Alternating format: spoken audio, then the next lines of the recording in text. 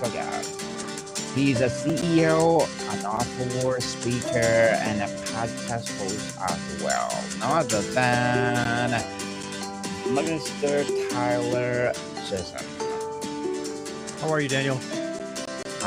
Excellent and fabulous. Mr. Tyler, and welcome to Entrepreneurship 101. And can you please introduce more about yourself that time?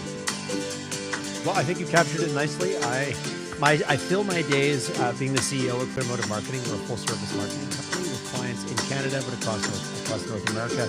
I've been the CEO of this organization for the past 15 years, and it has allowed me to evolve and practice my humanity and discovering the power of curiosity, which is something I've embraced over the last probably 5 or 6 years. And it was very firmly rooted in my experience as a podcast host, where I've done over 650 episodes, which led me to embrace and encourage curiosity with the people around me, encouraging my team to the point of writing a book about it, to speaking about it to teams and organizations across the country. So it's been an incredible journey the last 15 years.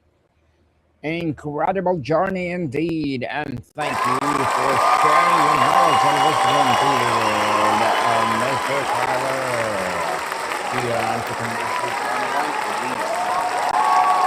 And today, let's talk about being a CEO, author, speaker, as well as podcast host. You declare that curiosity is the ultimate leadership superpower. That's a bold claim in a world that often celebrates confidence, decisiveness, and certainty. Walk me through the moment, that experience, or conversation that convince your curiosity is not just a nice to have, but essential for leadership. What did you see that changed you? For me, it was the power of a 360-degree feedback review with my leadership team back in 2019. I was running my podcast over here. It was very in the early days. So I was separating my podcast journey and my experience and my leadership as two completely separate things. But that was all about to change, Daniel. And so to the end of 2019, my leadership team provided feedback around exactly what you said. Tyler is so certain that he doesn't create space for anyone else in the room to show up. Tyler asks questions that he already knows the answers to, and it's very clear. Tyler just fills up the whole room and doesn't allow us, the leadership team, people that were hired for their expertise, their backgrounds, and their experience. They weren't getting a chance to share, and it was actually holding us back as an organization. And when I got this feedback, it was very powerful for me, and it was very sobering. That my intentions of, I'm going to storm into the room and be the leader and stand at the front of the room and prophesize all the things that I think I had been trained or exposed to, that's what leadership is. But I thought to myself, I said, that's interesting, because as a podcast host, that way of acting wouldn't work at all. Showing up, making it about you, showing up, not making it about your audience, not about your guests. I'm like, what if I borrowed some of the character traits that show up when I do podcasts, which was very firmly rooted in curiosity, and start using that with my leadership team? And very short period of time, I noticed a very drastic feedback, to the point that, and I've known quite a few of my leaders for a long period of time, they said, wow, I don't know what's going on, but it's different. You're showing up, you're making us feel included, you're giving us more space. It's allowing us to get more excited about the company and to solve bigger problems. So for me, it was a very tangible moment where it all came together. And it was that moment when I was open, whether I liked it or not, to the feedback that I heard. I chose to grab onto it and took what I was learning from the podcast environment of being a curious host and start to become a curious leader. And it was a game changer for me on my journey. Well said, Mr. Tyler. Your book is titled Curious as Hell. I love the audacity of the title. What does communicate about your philosophy that one conventional title would miss? What are you inviting leaders to embrace by using language that both playful and fierce? I didn't. It's so easy to undermine curiosity, because curiosity is a fabulous life skill. Curiosity is almost childlike in the way that it can navigate the world around you. Everything is fun and everything is free to explore. But we put on our corporate uniforms and our corporate ties and our corporate hats and coats, and we go and we get very serious about things. And so I specifically wrote this book not about curiosity as a lifestyle trait, but as a leadership trait. So I wanted it to have some punch. I wanted to get attention. I work in marketing. So if you don't get noticed, it's hard to even get picked up off the shelf or off the online world. So I wanted it to come off very specifically as not a soft skill, but as a very deliberate way of acting that you can curate, you can be deliberate, you can be intentional about it. And it goes far beyond, oh, I'm curious about the world around me. No, I'm curious about myself. I'm curious about the people I work with. And I'm very curious about things from a strategic perspective. And to get to that highest level, I need to work through the other two. That's why Curious at Hell was designed to get people's attention. Well said. Mr. Tyler, you've hosted over 600 podcast conversations with entrepreneurs, community leaders, and executives. After these 600 plus episodes, what have you learned about relationship between curiosity and success? What patterns have emerged among the most curious leaders you've interviewed? There's a couple answers to that question. It's a fabulous question because one, the leaders that I talked to that were further down their journey, who realized that some of maybe their earlier behaviors, their earlier choices were no longer serving them, there was always a point where they got curious about themselves. What might I be doing? Where might I be holding myself back? There was a level of ownership, self accountability, and self awareness that all came with being self curious that I noticed when I was talking to leaders that had either had a success, had a failure, had been on the journey for a while. They were a lot more, there was a degree of self curiosity that I really started to show through. The second level was I also noticed a tendency for successful people to be have a very low lack of fear when it came to asking any question. They never cared about, oh, what if I look like I don't have the answer? What if I look like, oh, geez, that person looked, that was a stupid question. They didn't care about that at all. They would ask literally anything about anything. And what I saw and what I started to piece together over time is like, well, those individuals that were really curious about how they showed up and weren't actually that concerned about how their questions made them look or seem because they knew they didn't know and they didn't care who else knew they didn't know. Those were the people that one were also the best podcast guests because they were the most informed to articulate their journey. So when you want to learn from somebody, that's the person you want to learn from because they've taken time to think about not only their own journey, but they're willing to ask almost any question, which typically leaves them better than before they ask the question in the first place. Indeed, you help leaders unlock growth by asking better questions. What distinguishes good question from great one? And what's the most powerful question you have asked? The one that unlocks something transformational for you to from someone you were interviewing.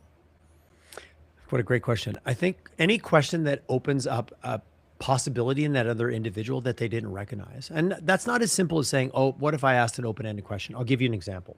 I was interviewing someone at one time, and they had gone to a conference in down in the States, and I said, "Oh, wow, that must have been amazing." It was a tech conference back in the mid 2000s. So it was pre AI, but still technology in Silicon Valley was a big thing. They went down, they attended a tech conference, and I said, "Oh, I said, can you give me the top three things that you encountered when you're at that conference?" And they're like, "Ah, geez, I don't know. There isn't three, and I don't think I can."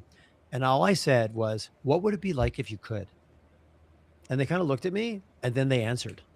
It was amazing because 5 seconds sooner, they said they couldn't give me 3. But the second when I said, "What would it be like if you could?" And that was a question that wasn't necessarily open-ended, but it was opened up their mind to go, "Oh, hmm, if I stop the story that's telling me I can't, what would it be like if I could?" And then they did. It was the first time I remember almost being blown away where it felt like a parlor trick. It felt like something that not it was almost the opposite of manipulative. It was influential in the sense that it opened up that person's mind to go, "Oh, huh. Well, when you put it that way, boom, let me give you the answer." And if you think about your life, you think about the people that you surround yourself with, and you think about yourself, what's always just on the other side of believing that you could do it? Anytime you can ask a question that allows that other person to go, "Huh, yeah, I guess so. Yeah, you're right. Well, why not?" Like, and their brain will then physically, neurologically open up to that possibility. And that's where you get into the magic of a good conversation. Why not? Yes, beautifully articulated. Mr. Tyler, many leaders believe their job is to have the answer.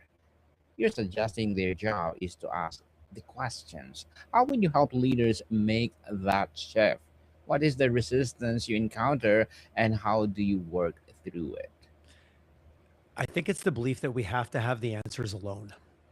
I think it is absolutely your mandate, your requirement, your expectation, your role to come up to come and arrive at the best answer, but getting there while isolating yourself to going, I have to solve this problem. One, it seems silly to hire very smart, very educated, very accomplished people, surround yourself with them, and then have them sit around for you to tell them what to do. But as a leader, it's still your job to steward. Like, I want to talk about this very, very, like, this isn't curiosity for the fun of it. This isn't curiosity to abdicate making a decision.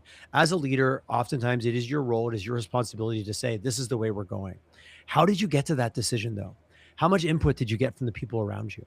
How included did they feel in your decision? And I don't mean necessarily that everyone has to agree, because that's not the way the world works. Sooner or later, a hard or difficult or a challenging or a risky decision has to be made by often a leader who's in a senior position. That's part of the role. How inclusive they were, how did they gather information, how did they arrive at that conclusion, how did they include people in that journey that are then going to be there and required to go with it on them? What perspectives did they get that helped them go, oh wow, I had a blind spot there I didn't even realize, I had a bias, I had something that was holding me back? Surrounding yourself with a team, creating an environment that there's safety, there's emotional intelligence that allows people to go, I don't know, maybe I know, and be a little bit messy about it. I think that will allow that leader to get to potentially that decision that is theirs to make in a much more collaborative way. So I think it's giving yourself permission to really respect and appreciate the resources that you have around you, include them in that journey. But that doesn't mean that at the end of the day, you still don't have to make a critical decision. I want to be very clear. It can come off like, oh, we all get to decide together. That's not always how it works. But how we got there and how the leader managed it, I think can really have an outsized impact on the organization and the team dynamic. Yes, definitely. People hire the people better than you and learn from them. Yes. You co founded Clear Motive Marketing Group that grew it from two people to national firm.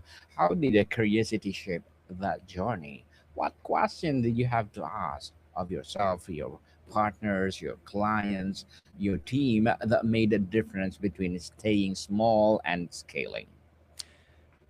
The beautiful thing about working in marketing is that it lends to a curious nature. It lends to a curious DNA. So always being curious about our clients, about their customers, about the real problem. Like, don't fall in love with the problem, fall in love with your customer's version of the problem.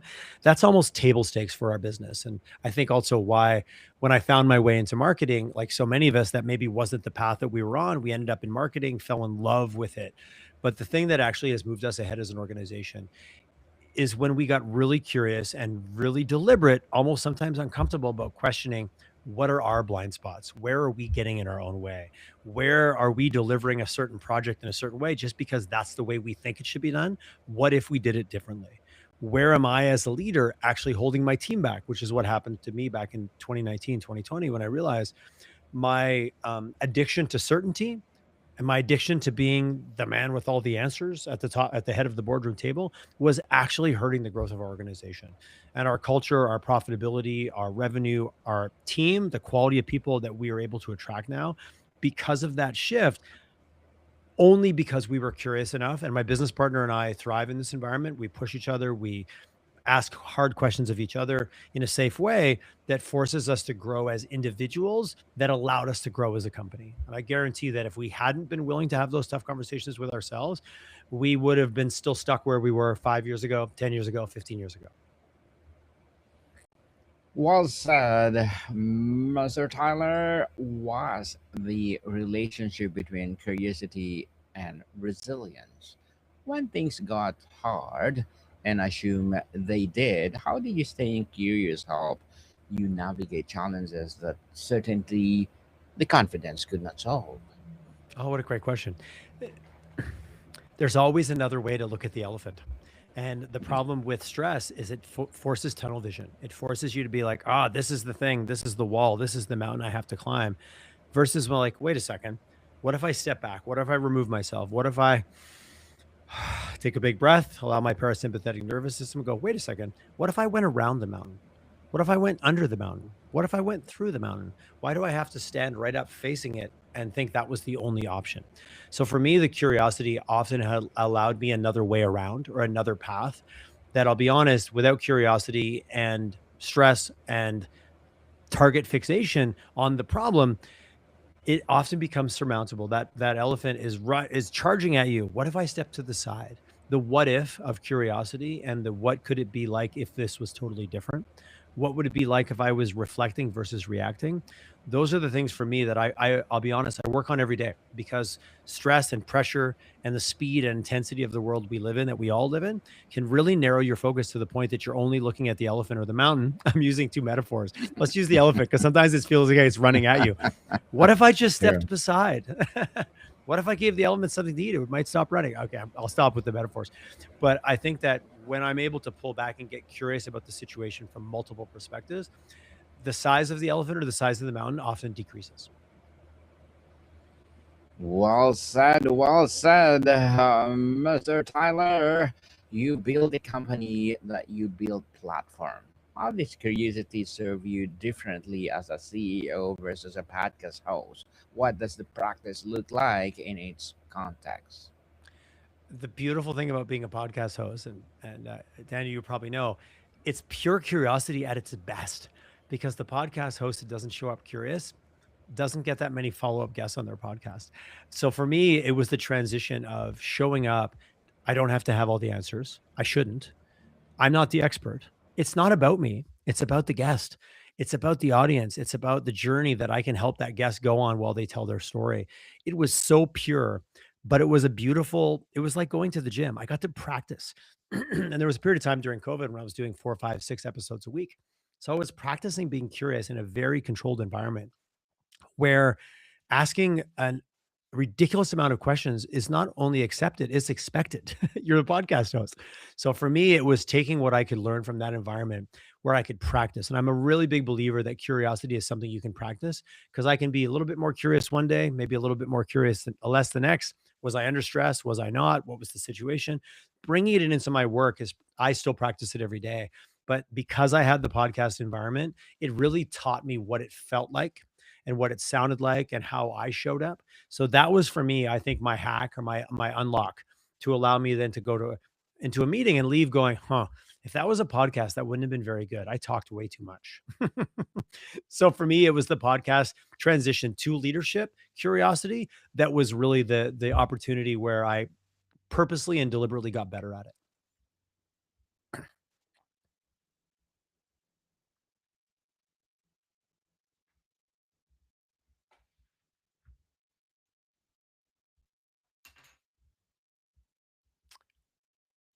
I lost your audio, Daniel. Yes, thank you so much for that. You describe curiosity as a superpower, but also a practice. What does a daily practice of curiosity like for you? What rituals, habits, or discipline keep you curious when the pressure of running a business could easily push you toward certainty and speed? Great question. I start every day with 10 to 15 minutes of visualization. I look at my calendar, I identify what I'm doing that day. Because, like you said, one day might be internal meetings, the next day might be a client presentation, the next day might be a podcast, the next day might be a keynote, next day might be just a wow, I don't have any meetings today. I'm going to work on the business. I really set my intention for that day, and I get really curious about how do I want to show up? Do I want to show up confident? Do I want to show up curious? Do I want to show up really sure of myself? Do I want to show up super open? Do I want to show up humble? So I try every day to set my intention for the day almost on an event basis, because no matter what during my day, there's one or two things that are bigger than the rest. So I'll purposely and intentionally set my objectives for the day. And something I don't do as much now that I used to do a lot more, but I recommend it for anybody listening.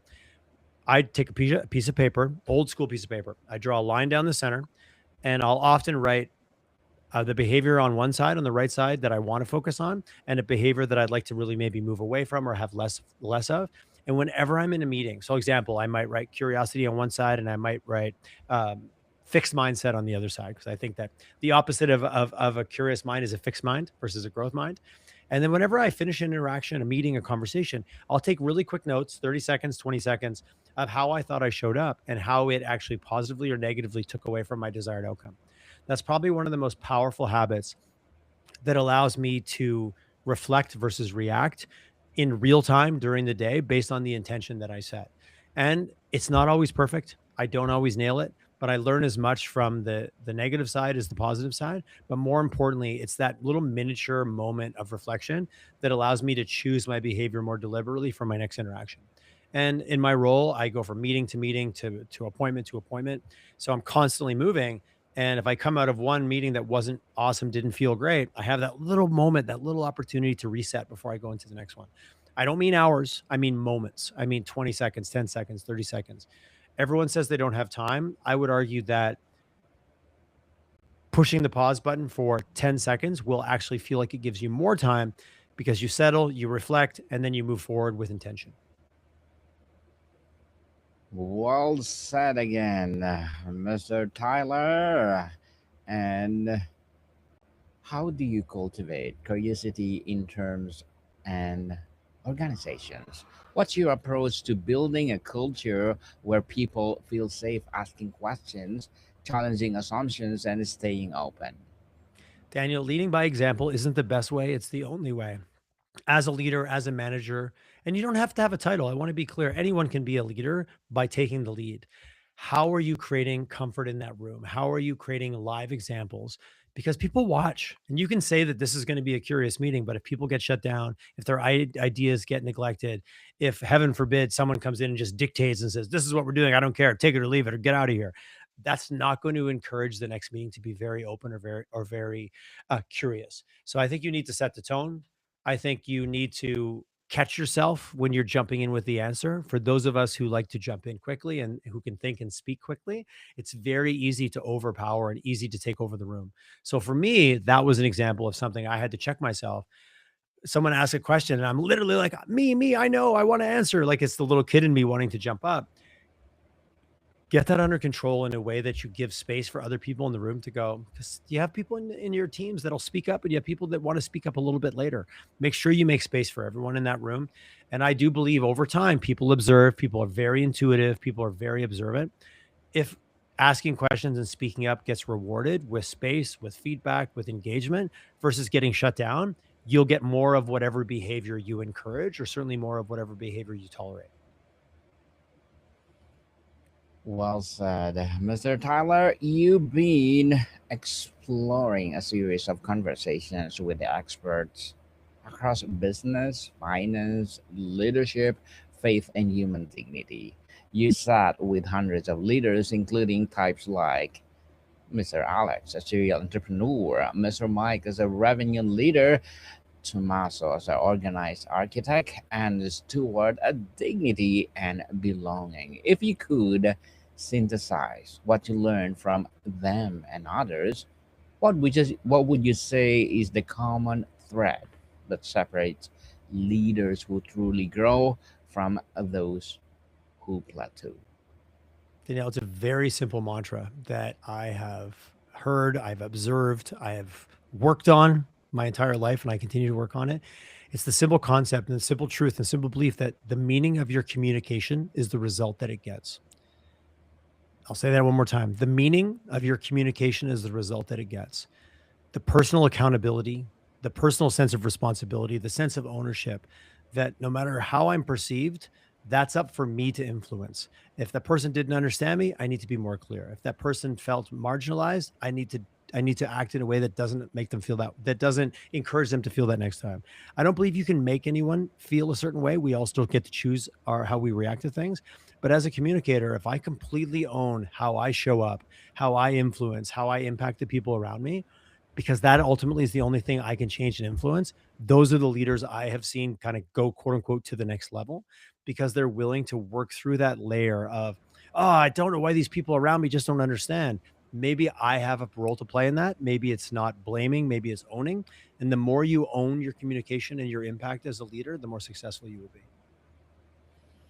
So, Mr. Tyler, to wrap up our discussion for today, if you had to distill curious as hell into one question that every leader should ask themselves daily, one question that would keep them learning, growing, and leading with integrity, what would the question be? What would have to happen for this day, this week, this year to be the best day, week, year of your life? Well said, Mr. Tyler. So, can you please invite our listeners to support your podcast, your business, or whatever projects that you're doing right now? Absolutely. Please, as the website that's been playing in the background, go check out tylerchisholm.com. Very proud of this site. My team and I have put together a resource, a coming together of all the projects I get to work on, from the nonprofit environments I'm involved in, to the agency, to the podcast. There's a wealth of a library of data, of information on there, probably 100 different articles from myself, from different thought leaders. You can get access to the book. If you're a leader who's on a journey of transformation, no matter where you are in that journey, and you're like, you know what? I want to show up different. I think there's another way. I really put forward curiosity as an opportunity, because no matter what, you will still interpret it for what that means to you. So please join me on this journey and be curious. Yes, definitely. And please do come over, Mr. Tyler, to my book 101 review. And let's talk about the book itself. How did you create it? What is all about? And let's promote to the world again and again and again. So, Mr. Tyler, thank you so much for your time. Thank you. Welcome, people. See you soon. And what a beautiful website. I hope I can create one like that too. It's something good, Mr. Tyler.